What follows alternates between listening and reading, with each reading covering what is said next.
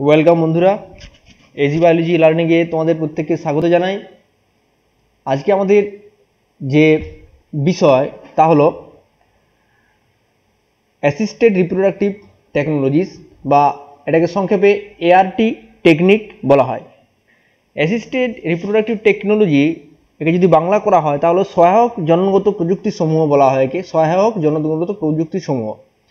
এখন বিষয় হচ্ছে সহায়ক জন্মগত প্রযুক্তিসমূহ কি না, সহায়ক জন্মগত প্রযুক্তিসমূহ হচ্ছে স্বাভাবিক নিয়ম অনুযায়ী বা স্বাভাবিক যে পদ্ধতি, সেই স্বাভাবিক পদ্ধতি অনুযায়ী যদি ফার্টিলাইজেশন প্রক্রিয়া না সম্পন্ন হয় এবং ভ্রূণ যদি না তৈরি হয়, তাহলে যে সমস্ত চিকিৎসাগত পদ্ধতিগুলি অবলম্বন করতে হয় এবং যে সমস্ত চিকিৎসক পরামর্শ দান করতে হয় বা গ্রহণ করতে হয়, সেই সমস্ত প্রযুক্তিগুলিকে একত্রিতভাবে বলা হয় অ্যাসিস্টেড রিপ্রোডাক্টিভ টেকনোলজি বা সহায়ক জন্মগত প্রযুক্তিসমূহ। এগুলো প্রত্যেকটাই কিন্তু কৃত্রিম বা আর্টিফিশিয়াল, এবং সংক্ষেপে এগুলোকে এআরটি বলা হয়।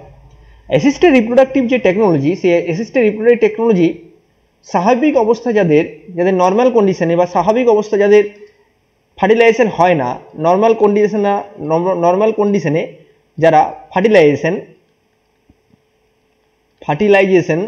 এ ব্যর্থ হয়, নর্মাল কন্ডিশনে যারা ফার্টিলাইজেশনে ব্যর্থ হয়, সেই সমস্ত দম্পতিদের ক্ষেত্রে, সেই সমস্ত কাপল বা দম্পতিদের ক্ষেত্রে এই পদ্ধতি অবলম্বন করতে হয়। বিভিন্ন ধরনের যে অ্যাসিস্টেড রিপ্রোডাক্টিভ টেকনোলজিগুলো আছে, তার মধ্যে অন্যতম যে সমস্ত টেকনোলজিগুলো আমাদের ভারতবর্ষে বহুল প্রচলিত, সেই সম্পর্কে কয়েকটি আমি আলোচনা করছি আজকের এই ভিডিও টিউটোরিয়ালে। প্রথমে আমরা দেখে নেব সর্বাধুনিক যে প্রযুক্তি ভারতবর্ষে ব্যবহৃত হয় তা হলো, এটাকে টেস্ট টিউব বেবি বলা হয়। এক নম্বর হচ্ছে এটাকে বলা হয় test tube baby. Test tube baby বলা হয়। এর অপর একটি নাম আছে, এটাকে বলা হয় আইভিএফ। আইভিএফ এর সম্পূর্ণ নাম হলো ইন ভিট্রো ফার্টিলাইজেশন।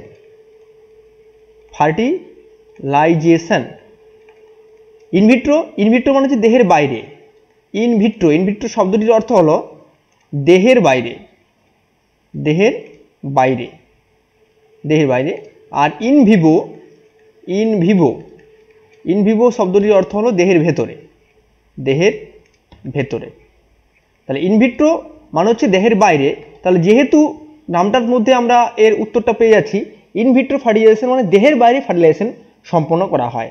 যে সমস্ত দম্পতিদের ক্ষেত্রে ফার্টিলাইজেশন অর্থাৎ স্ত্রীর শরীরের ভেতরে ফার্টিলাইজেশন প্রক্রিয়াটা স্বাভাবিকভাবে সম্পন্ন হয় না, বা কোনো ত্রুটি থাকে যার জন্য ফার্টিলাইজেশন প্রক্রিয়া সম্পন্ন হয় না, সেই সমস্ত ক্ষেত্রে সাধারণত এই প্রকারের ফার্টিলাইজেশন প্রক্রিয়া পদ্ধতি অবলম্বন করা হয়। বেশিরভাগ ক্ষেত্রে দেখা গেছে যে সমস্ত স্ত্রীদের বা যে সমস্ত ফিমেলদের ফেলোপিয়ান টিউব সংক্রান্ত কোনো অসুবিধা বা অ্যাবনর্মালিটি থেকে থাকে, তাদের ক্ষেত্রে এই পদ্ধতি বেশি অবলম্বন করা হয়। কারণ ফেলোপিয়ান টিউব, আমরা জানি ফেলোপিয়ান টিউবে ফার্টিলাইজেশন প্রক্রিয়া সম্পন্ন হয়। তাহলে যেহেতু ফেলোপিয়ান টিউবের মধ্যে কোনো অ্যাবনর্মালিটি আছে, তাহলে স্বাভাবিক অবস্থা ফার্টিলাইজেশন প্রক্রিয়া সম্পন্ন হয় না, যার জন্য এই পদ্ধতি অবলম্বন করতে হয়। টেস্ট টিউব বেবি বা ইনভিট্রো ফার্টিলাইজেশন, এই ইনভিট্রো ফার্টিলাইজেশন পদ্ধতিটি একটি কৃত্রিম পদ্ধতি। এই কৃত্রিম পদ্ধতির পথিকৃৎ যে দুজন বিজ্ঞানীকে এই কৃত্রিম পদ্ধতির পথিকৃৎ বলা হয়, তারা হলেন, সেই দুই বিজ্ঞানীর নাম বলছি, তারা হলেন যথাক্রমে বিজ্ঞানী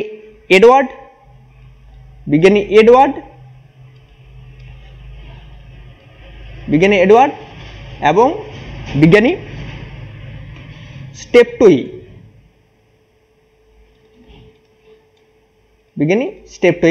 এনারাই প্রথম এই পদ্ধতি আইভিএফ পদ্ধতিটি প্রথম আবিষ্কার করেন, এবং এরা যে আইভিএফ পদ্ধতি আবিষ্কার করেছিলেন, সেই আইভিএফ পদ্ধতির সাহায্যে যে শিশুকন্যাকে এরা তৈরি করেছিলেন বা যে শিশুকন্যা এদের আইভিএফ পদ্ধতির সাহায্যে জন্ম নিয়েছিলেন, তা হচ্ছে এল জে ব্রাউন নামক শিশুকন্যা প্রথম জন্ম নেয় এই আইভিএফ ইটি পদ্ধতির সাহায্যে। আইভিএফ ইটি পদ্ধতির সাহায্যে। এটা সালটা হচ্ছে 1978 সালের 25শে জুলাই, 1978 খ্রিস্টাব্দের 25শে জুলাই। এবং ভারতবর্ষে এটা হচ্ছে টোটাল আমাদের ওয়ার্ল্ডের মধ্যে প্রথম, ওয়ার্ল্ডের মধ্যে। পরবর্তীকালে এটা 2010 সালে এডওয়ার্ড এনারকে 2010 সালে নোবেল পুরস্কার দেওয়া হয়। 2010 সালে নোবেল প্রাইজ ভূষিত করা হয় এই অসামান্য কৃতিত্বের জন্য। ভারতবর্ষে প্রথম যে শিশু যে টেস্ট টিউব বেবি, ভারতবর্ষের প্রথম টেস্ট টিউব বেবি হলো আইভিএফ বেবি ইন্ডিয়ার মধ্যে প্রথম। এটা নিয়ে একটু বিতর্ক আছে। প্রথম বেবি 1978 খ্রিস্টাব্দে, 1978 খ্রিস্টাব্দের দুর্গা এটা ডক্টর এস মুখোপাধ্যায় এটা কলকাতায় করেছিলেন, কলকাতায়। আবার অনেকে এটা মনে করেন যে 1986 খ্রিস্টাব্দের কুমারী হর্ষ প্রথম শিশুকন্যা। এটা অনেকেই স্বীকৃত হয়নি, কারণ সেই সময় ডক্টর সুভাষ মুখোপাধ্যায়ের এটাকে গৃহীত হয়নি সেই সময়। ফলে প্রথম হিসাবে 1986 খ্রিস্টাব্দের কুমারী হর্ষকেই গণ্য করা হয়ে থাকে। এরপর দেখে নেওয়া যাক যে এমব্রায়ো আইভিএফ বা ইনভিট্রো ফার্টিলাইজেশন পদ্ধতি সাধারণভাবে এটা কিভাবে কাজ করে বা কিভাবে এটি পদ্ধতিটা সম্পন্ন করা হয়ে থাকে। ইনভিট্রো ফার্টিলাইজেশন পদ্ধতি আমি প্রথমে বলেছি যেটা আর্টিফিশিয়াল পদ্ধতি বা এটা কৃত্রিম পদ্ধতি। এই পদ্ধতিতে যে সমস্ত বিষয়গুলির উপর ফলো আপ করা হয় তা হলো, আমি পরপর বিষয়গুলি বলছি, যে সমস্ত বিষয়গুলির উপর ফলো আপ করা হয় এই পদ্ধতিতে।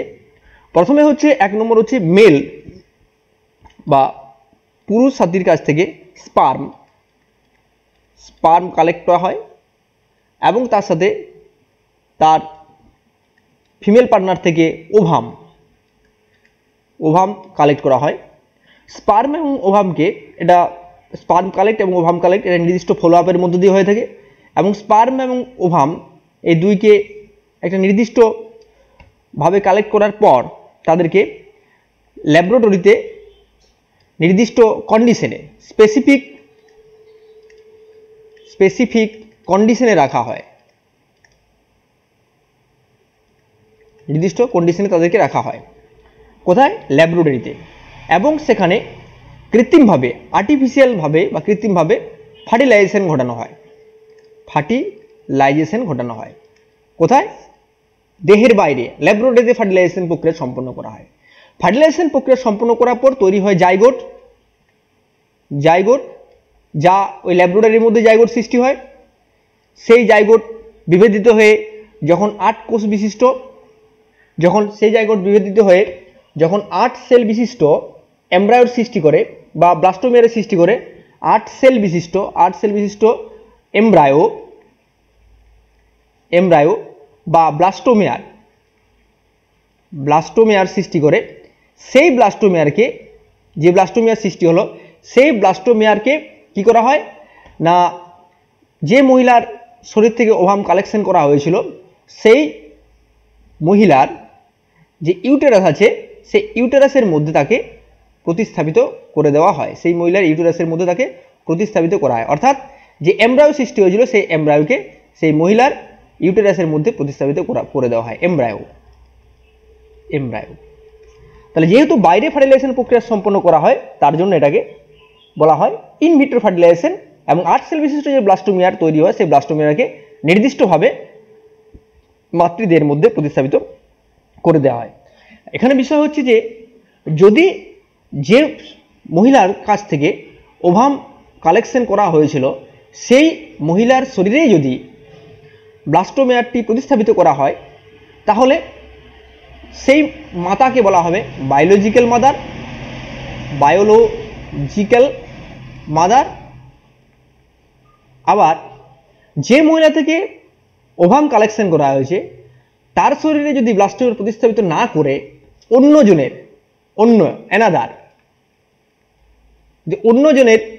শরীরে বা অন্যজনের জরায়ুতে যদি ব্লাস্টোমিয়ারকে প্রতিস্থাপিত করা হয়,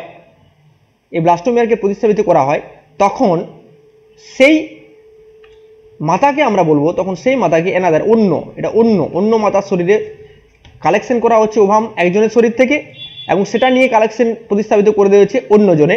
যদি অন্যজনের ক্ষেত্রে করা হয় তখন তাকে বলা হয় ধাত্রী মাতা বা পালিকা মাতা। একে বলা হয় ধাত্রী মাতা বা বলা হয় স্যারোগেট। একে বলা হয় স্যারোগেট মাদার। একে বলা হয় স্যারোগেট। একে বলা হয় surrogate mother.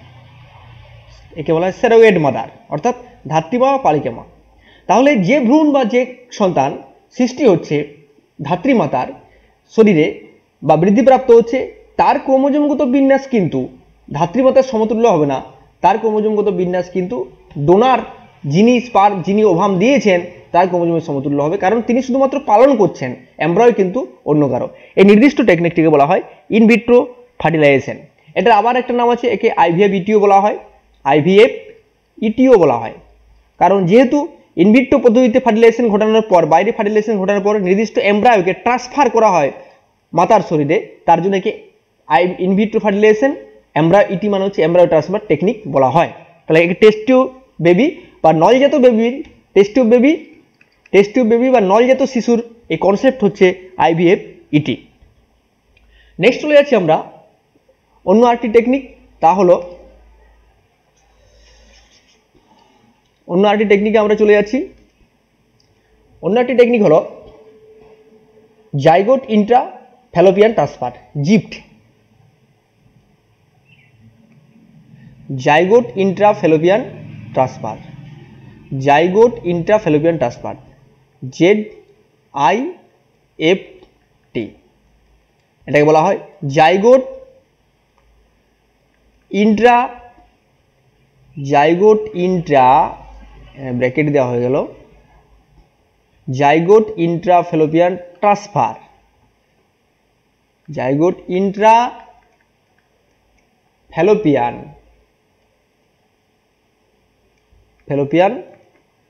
Transfer, zygote intra fallopian transfer. এখানে কি হয় না, এখানে ওই একই রকম ভাবে মাতার শরীর থেকে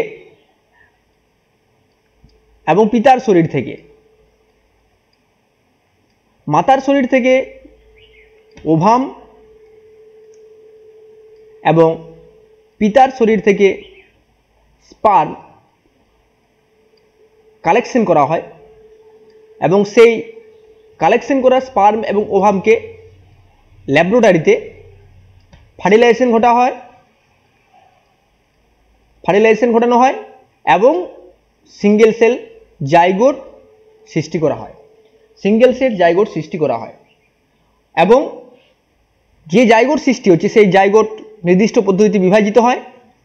বিভাজিত হওয়ার পর সেই জাইগোটকে কি করা হয়, ইউটেরাসে প্রতিস্থাপিত না করে ফ্যালোপিয়ান যে টিউব আছে অর্থাৎ স্ত্রীদের যে ফ্যালোপিয়ান টিউব, সেই ফ্যালোপিয়ান টিউবের মধ্যে তাকে প্রতিস্থাপিত করে দেওয়া হয়। তাহলে যেহেতু একে ফ্যালোপিয়ান টিউবের মধ্যে প্রতিস্থাপিত করে দেওয়া হয়, এটা ফ্যালোপিয়ান টিউব, তাহলে যেহেতু ফ্যালোপিয়ান টিউবের মধ্যে প্রতিস্থাপিত করে দেওয়া হয়, তাই এই পদ্ধতিকে বলা হয় জাইগোট ইন্ট্রা ফ্যালোপিয়ান ট্রান্সফার। একে বলা হয় জাইগোট ইন্ট্রা ফ্যালোপিয়ান ট্রান্সফার। তাহলে এটাও কিন্তু বাইরে ফার্টিলাইজেশন প্রক্রিয়া সম্পন্ন করা হয় এবং জাইগোটকে ফ্যালোপিয়ান টিউবের মধ্যে প্রতিস্থাপিত করে দেওয়া হয়। নেক্সট চলে যাচ্ছি, নেক্সট যে টেকনিক তা হলো GIFT।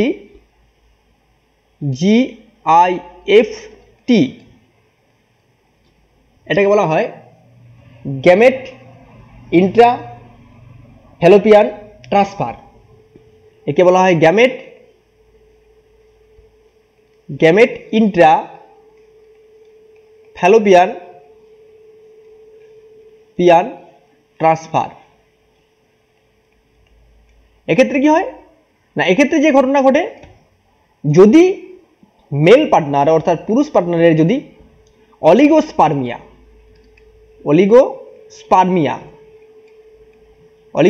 কি না, তাদের সিমেনের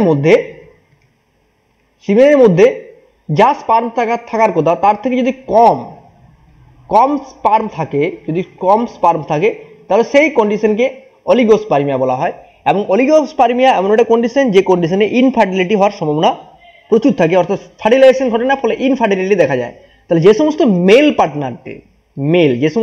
পার্টনারদের ফ্যালোপিয়ান অলিগোস্পার্মিয়া থেকে, তাদের ক্ষেত্রে সন্তান সৃষ্টির জন্য জিআইএফটি টেকনিক ইউজ করা হয়। এক্ষেত্রে কি হয় না, এক্ষেত্রে কি হয়, মেল থেকে স্পার্ম কালেক্ট করা হয়, এবং সেই স্পার্মকে ফ্যালোপিয়ান যে টিউব আছে, সেই ফ্যালোপিয়ান টিউবে সেই স্পার্মকে, যে নির্দিষ্ট স্পার্মকে কালেক্ট করা হলো, সেই স্পার্মকে ফ্যালোপিয়ান টিউবে নিজে তাকে প্রতিস্থাপিত করে দেওয়া হয়। ফলে কি হয়, ফ্যালোপিয়ান টিউবে প্রতিস্থাপিত করলে ওভামের সাথে তার খুব সহজে এনকাউন্টার হওয়ার, এটা যদি স্পার্ম হয়, ওভামের সাথে এনকাউন্টার হওয়ার সম্ভাবনা প্রবল থাকে এবং ফার্টিলাইজেশন প্রক্রিয়া সম্পন্ন হয় ও জাইগোট উৎপাদিত হয়। তাই স্পার্মকে সরাসরি ফ্যালোপিয়ান টিউবের মধ্যে প্রতিস্থাপিত করা হয় বলে একে জিআইএফটি বা গ্যামেটিক ইন্ট্রাফ্যালোপিয়ান ট্রান্সফার বলা হয়। এটা সাধারণত যাদের ক্ষেত্রে অলিগোস্পার্মিয়া দেখা যায় তাদের ক্ষেত্রে। এবং এই পদ্ধতির আরেকটা নাম আছে, এটাকে বলা হয় এআই পদ্ধতি, বা বলা হয় আর্টিফিশিয়াল ইনসেমিনেশন। মনে রাখবে প্রত্যেকে, এটাকে বলা হয় আর্টিফিশিয়াল ইনসেমিনেশন, বা বলা হয় কৃত্রিম শুক্র সঞ্চার। একে বলা হয় কৃত্রিম শুক্র সঞ্চার বলা হয় এই পদ্ধতিকে। নেক্সট পদ্ধতি চলে যাচ্ছি আমরা, তা হলো নেক্সট যে পদ্ধতি তা হচ্ছে আইইউআই।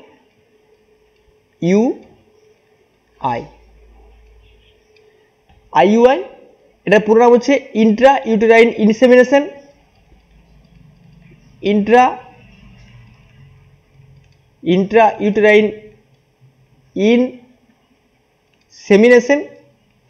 এটাও একই রকম। যদি মেল পার্টনারের অলিগোস্পার্মিয়া দেখা যায়, এবং ফার্টিলাইজেশনের ক্ষেত্রে স্পার্ম ফার্টিলাইজেশন এর ক্ষেত্রে যদি কোনো অসুবিধার সৃষ্টি হয় বা ফার্টিলাইজেশন প্রক্রিয়া না হয়, তাহলে এক্ষেত্রে ওই একই রকম পদ্ধতিতে কী করা হয়, স্ত্রীদের যে জরায়ু আছে, সেই জরায়ুতে যে স্পার্মকে কালেক্ট, মেল থেকে যে স্পার্ম কালেক্ট করা হয়,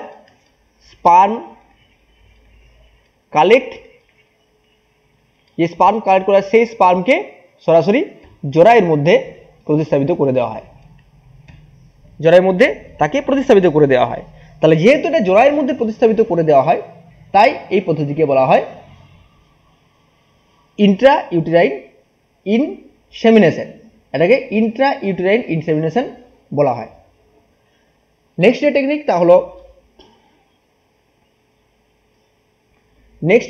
তা হলো ইন্ট্রাসাইটোপ্লাজমিক স্পার্ম ইনজেকশন। ইন্ট্রাসাইটোপ্লাজমিক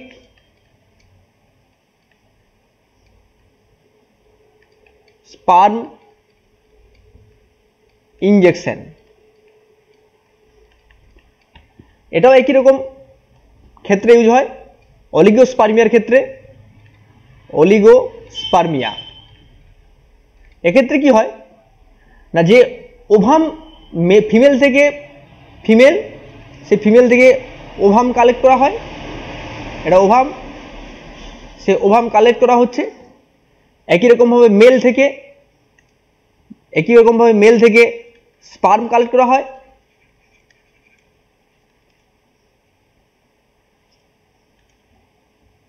এটা ওভাম। এবং যেহেতু অলিগোস্পার্মিয়ার ক্ষেত্রে যে ঘটনাটা স্বাভাবিক অবস্থা লক্ষ্য করা যায় তা হলো ফার্টিলাইজেশনের ব্যর্থতা, ফলে কি হয়, ইনজেকশনের মাধ্যমে স্পার্মকে কি করা হয়, ইনজেকশনের মাধ্যমে সরাসরি ওভামের ভেতরে প্রবেশ করিয়ে দেওয়া হয়। তাহলে যেহেতু ইনজেকশনের মাধ্যমে ওভামের ভেতরে স্পার্মকে প্রবেশ করে দেওয়া হয়, তাই এই পদ্ধতিকে বলা হয় ইন্ট্রাসাইটোপ্লাজম। সরাসরি কোথায়, স্পার্মকে সরাসরি সাইটোপ্লাজম অর্থাৎ উপ্লাজম, এটা হচ্ছে উপ্লাজম এটা হচ্ছে নিউক্লিয়াস। তাহলে উপপ্লাজমের মধ্যে যেহেতু সরাসরি প্রবেশ করে দেওয়া হয় তার জন্য একে ইন্ট্রা সাইটোপ্লাজমিক স্পার্ম ট্রান্সফার বলা হয়। তা এই পদ্ধতিগুলো প্রত্যেকটি পদ্ধতি হচ্ছে এগুলো অ্যাসিস্টেড রিপ্রোডাক্টিভ টেকনোলজি বা অ্যাসিস্টেড রিপ্রোডাক্টিভ টেকনোলজির মাধ্যমে সাধারণত কি হয় না ইনফার্টিলিটি বা বন্ধ্যাত্ব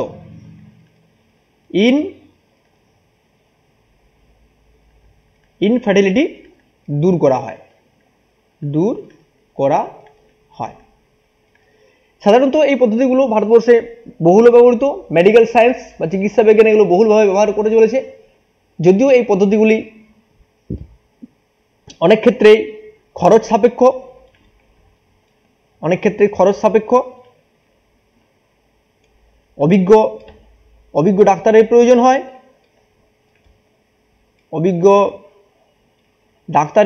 হয়, 3 নম্বর হচ্ছে এই পদ্ধতি প্রয়োগ করার পর দীর্ঘদিন রোগীকে অবজারভেশনে রাখতে হয় ও ট্রিটমেন্ট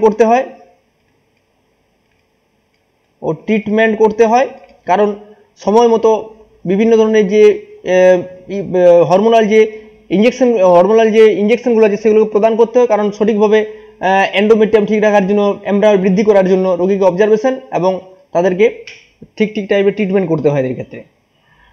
যদিও বিভিন্ন ধরনের ড্রব্যাক থাকা সত্ত্বেও, বিভিন্ন ধরনের অসুবিধা থাকা সত্ত্বেও কিন্তু বর্তমানে এই এআরটি টেকনিকগুলি কিন্তু বহুল ব্যবহৃত হয় এবং ইনফার্টিলিটি যে সমস্ত দম্পতিদের ক্ষেত্রে দেখা যায় বা যে সমস্ত কাপলদের ক্ষেত্রে দেখা যায় তাদের ক্ষেত্রে কিন্তু অ্যাসিস্টেড রিপ্রোডাক্টিভ টেকনিক একটা কিন্তু আশার আলো। আশা করি আজকের যে ভিডিওটি সেই ভিডিওটি প্রত্যেকের ভালো লেগেছে। যদি আমার ভিডিওগুলো ভালো লেগে থাকে তাহলে অবশ্যই চ্যানেলটিকে শেয়ার সাবস্ক্রাইব কমেন্ট করতে ভুলো না। ধন্যবাদ।